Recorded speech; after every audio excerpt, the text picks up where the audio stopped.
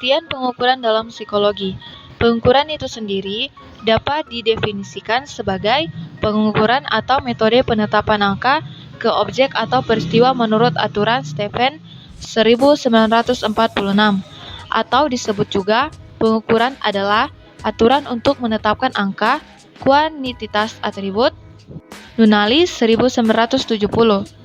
Pengukuran adalah suatu prosedur pemberian angka, kuantifikasi terhadap atribut atau variabel sepanjang suatu kontinum. Secara garis besar, kontinum dibagi menjadi dua bagian, yaitu kontinum fisik dan kontinum psikologis.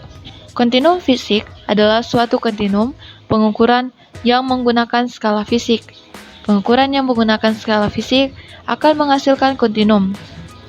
Kontinum seperti kontinum berat, kontinum kecepatan, dan kontinum di tinggi, dan lain sebagainya.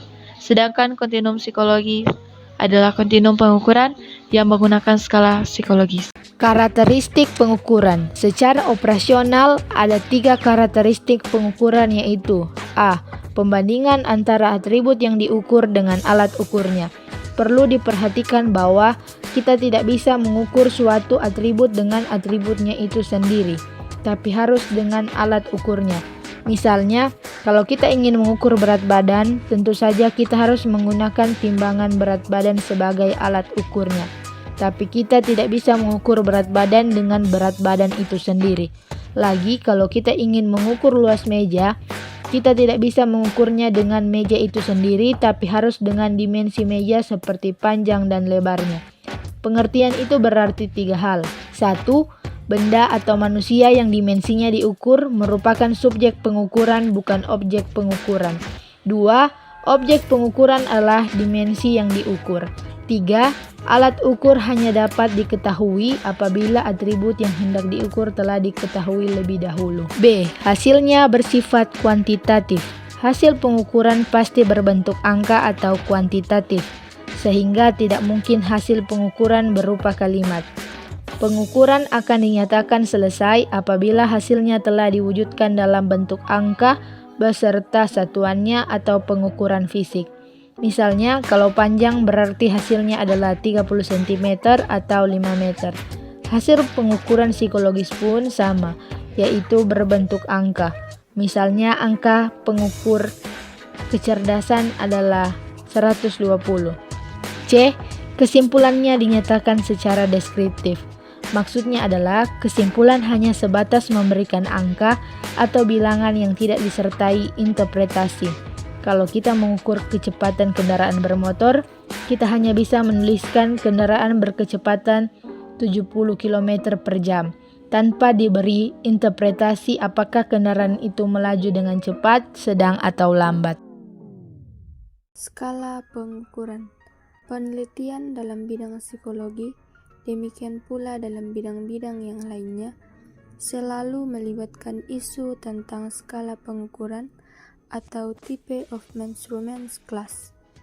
Penerapan skala pengukuran ini berkenaan dengan isu tentang interpretasi yang dapat diberikan terhadap bilangan-bilangan yang dihasilkan dari suatu pengukuran psikologis dan legitimasi prosedur matematis tertentu yang diterapkan oleh peneliti dalam suatu pengukuran psikologis. Misalnya, apakah suatu alat ukur inteligensi setara dengan meteran? Dapatkah hasil pengukuran psikologis dianalisis secara sama seperti hasil pengukuran fisik dan sebagainya? Yang pertama, skala nominal. Skala nominal hanya memilahkan objek atau atribut ke dalam kategori-kategori yang berbeda. Menurut Elmis, Kantowicz, dan Rotriger 3, 1992, skala nominal memiliki kelemahan dalam arti bahwa kita tak dapat melakukan banyak operasi matematis pada bilangan-bilangan nominal. Dicontohkan ketika kita menempatkan orang ke dalam suatu kategori khusus, misalnya memberinya nama. Nama tersebut hanya memberi informasi bahwa orang tersebut berbeda dari orang lain. Suatu bilangan nominal tidak membantu kita dalam mengukur atribut-atribut orang lain tersebut secara lebih mendalam. Yang kedua, skala ordinal. Skala ordinal mengukur perbedaan dalam besaran atau jarak magnitud suatu objek atau atribut. Tipe skala ini dapat kita peroleh jika kita menempatkan objek atau atribut ke dalam suatu urutan ranking. Misalnya, kita menempatkan siswa-siswa ke dalam suatu urutan ranking atas dasar prestasi hasil belajarnya. Siswa pertama dari urutan ranking tersebut adalah siswa yang paling tinggi capaian prestasi akademik. Siswa kedua adalah nomor 2 dari atas pencapaian prestasi belajar dan seterusnya. Demikian pula kita dapat menempatkan seseorang ke dalam urutan ranking kekayaan, sikap profesional, tingkat motivasi, daya tarik, dan sebagainya. Jika kita membuat ranking suatu objek atau atribut, satu hal yang perlu dicatat adalah bahwa perbedaan antara nilai skala yang berdekatan atau berbatasan tidak harus selalu sama untuk semua objek atau atribut yang dirangking. Yang ketiga yaitu skala interval. Dalam skala interval terdapat perbedaan yang sama dan tegas menyangkut suatu atribut tertentu antara objek yang satu dengan lainnya. Jadi dalam skala interval lebih banyak operasi matematis yang dapat dilakukan, seperti menambah, mengurangi, membagi, mengalihkan, mencari rata-rata, atau menemukan simpangan bakunya. Dengan kata lain, skala interval memiliki sifat perbedaan, urutan, dan interval yang sama. Sebagai contoh, perbedaan skor IQ antara 100 dan 110 adalah sama dengan perbedaan skor IQ antara 120 dan 130. Demikian pula perbedaan prestasi belajar dari 5 sampai 6 adalah sama dengan perbedaan belajar dari 8 sampai 9. Skor IQ dan prestasi belajar tersebut merupakan dua bentuk contoh dari skala interval. Yang keempat yaitu skala rasio. Skala rasio memiliki 4 karakteristik pengukuran, yaitu perbedaan, jarak, interval sama, dan nol mutlak. Skala rasio dapat memberikan banyak informasi dan selalu dinilai sebagai bentuk skala yang sangat bermanfaat dalam pengukuran psikologis.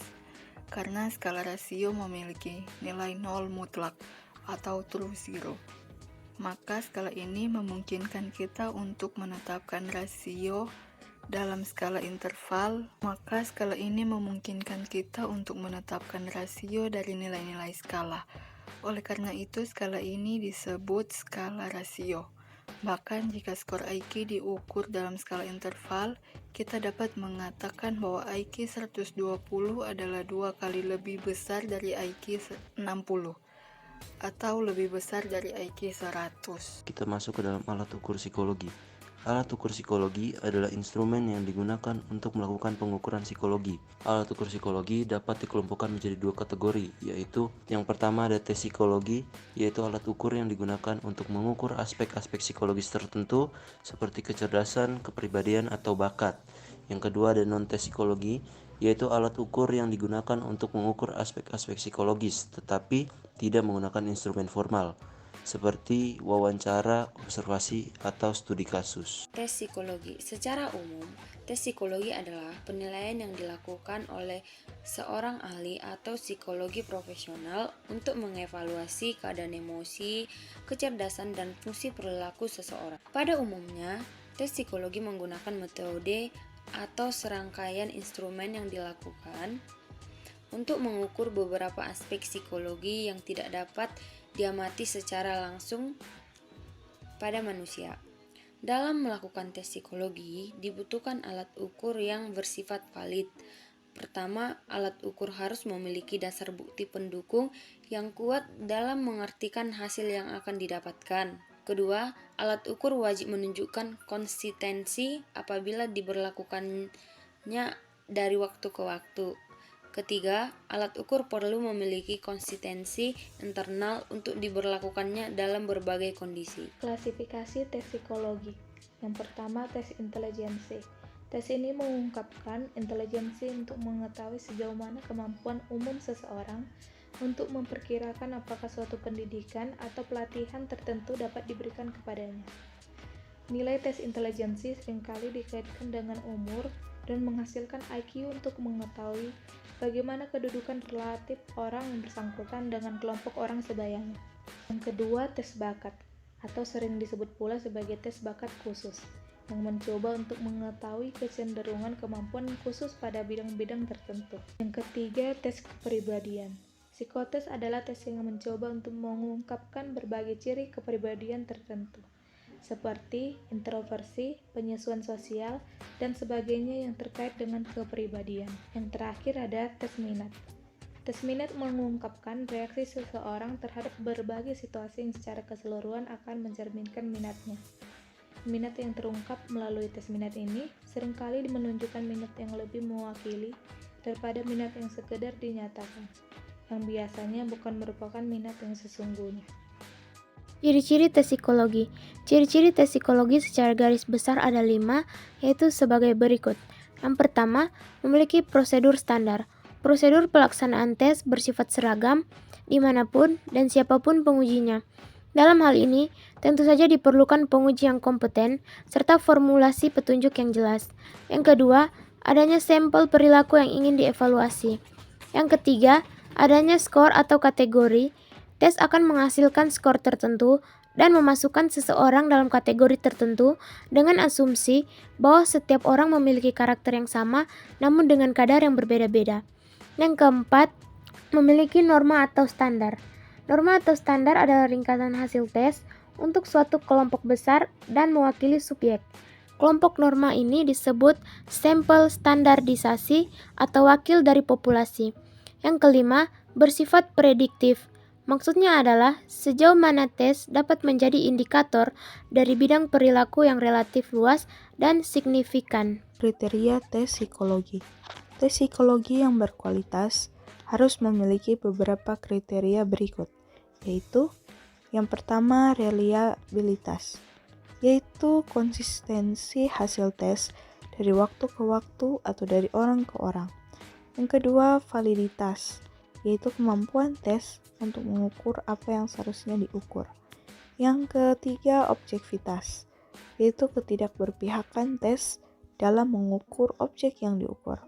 Dan yang terakhir, efektivitas, yaitu kemampuan tes untuk memberikan informasi yang akurat dan bermanfaat. Tes psikologi atau psikotes memiliki beberapa manfaat, terutama dalam konteks pendidikan dan dunia kerja. Beberapa manfaat tes psikologi diantaranya adalah yaitu memahami karakteristik umum siswa. Tes psikologi dapat membantu dalam memahami karakteristik umum siswa, termasuk kebiasaan dan potensi mereka. Selanjutnya, mengukur kemampuan dan potensi. Tes psikologi dapat digunakan untuk mengukur kemampuan dan potensi siswa, sehingga dapat membantu dalam penempatan dan pengembangan mereka. Selanjutnya, memprediksi kinerja kerja. Dalam konteks dunia kerja, tes psikologi dapat membantu dalam memprediksi kinerja kerja karyawan, sehingga dapat membantu dalam penempatan dan pengembangan karir.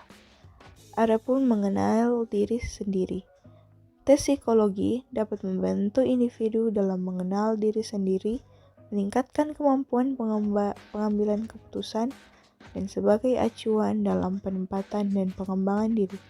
Dan yang terakhir, memperbaiki hubungan interpersonal. Hasil tes psikologi dapat membantu individu dalam memahami kepribadian orang lain, sehingga dapat memperbaiki hubungan interpersonal. Tes psikologi memiliki beragam fungsi, termasuk sebagai alat prediksi, diagnosis, pemantauan, dan pengembangan diri. Namun, penting untuk diingat bahwa hasil tes psikologi hanya merupakan bagian dari gambaran keseluruhan individu dan tidak dapat dijadikan patokan tunggal dalam pengambilan keputusan tentang seseorang. Kepribadian, contohnya seperti tes MBTI, tes Big Five, dan tes Rorschach yang digunakan untuk mengukur ciri kepribadian individu. Tes kognitif, contohnya seperti tes IQ, tes konsentrasi, dan tes kemampuan verbal yang digunakan untuk mengukur aspek kognitif dan kecerdasan individu. Tes minat dan bakat, contohnya seperti tes minat karir dan tes kemampuan musikal yang digunakan untuk mengidentifikasi minat dan bakat individu dalam bidang tertentu. Tes psikologi kerja, contohnya seperti tes penilaian kompetensi, tes motivasi kerja, dan tes kepuasan kerja yang digunakan dalam seleksi dan penempatan karyawan serta pengembangan karir. Tes psikopatologi, contohnya seperti tes skala kesehatan mental, tes depresi, dan tes kecemasan yang digunakan untuk mengukur gejala psikopatologi atau masalah kesehatan mental individu. Tes ukuran proyektif. Tes lainnya yang mungkin dilakukan untuk memeriksa psikologi seseorang adalah pengukuran proyektif. Tes ini berfungsi untuk memperlihatkan persepsi seseorang dengan rangsangan yang ambigu. Disebutkan bahwa pemeriksaan ini dapat melihat aspek-aspek kepribadian yang sulit untuk diukur menggunakan tes objektif. You got me looking for attention.